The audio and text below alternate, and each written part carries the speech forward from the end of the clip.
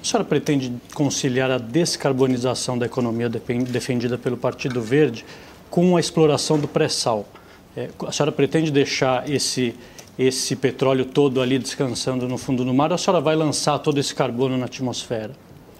Olha, como você faz a pergunta, Dávila, parece que eu não tenho alternativa.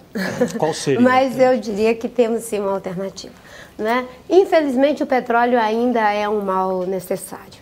E agora nós temos que pensar sobre o petróleo, a exploração de petróleo em águas profundas. O que está acontecendo nos Estados Unidos, no Golfo do México, é algo que a humanidade ainda vai ter muita dificuldade para absorver do ponto de vista desse dano ambiental. O presidente Obama já enfrenta sérias dificuldades em relação a esse desastre e, com certeza, o Brasil vai ter que se pensar à luz desse erro cometido nos Estados Unidos. Como eu disse, ainda é um mal necessário e nós não temos como abrir mão dessa fonte de geração de energia.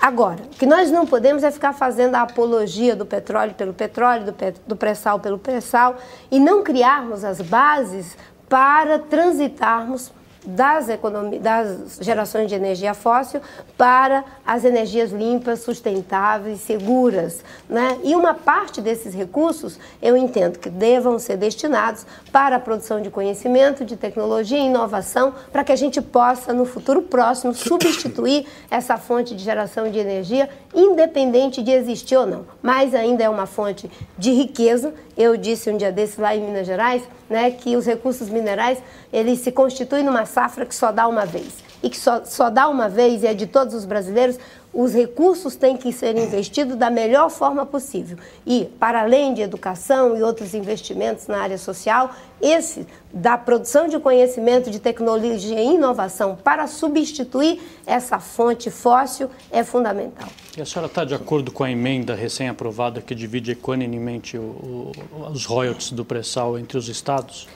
Eu defendi que essa questão fosse aprovada, discutida depois das eleições. Infelizmente, o processo ficou inteiramente contaminado pelo período eleitoral e passou a valer a lógica de quem dava o maior lance em favor da sua base eleitoral para conseguir votos. Eu acho que isso é muito ruim.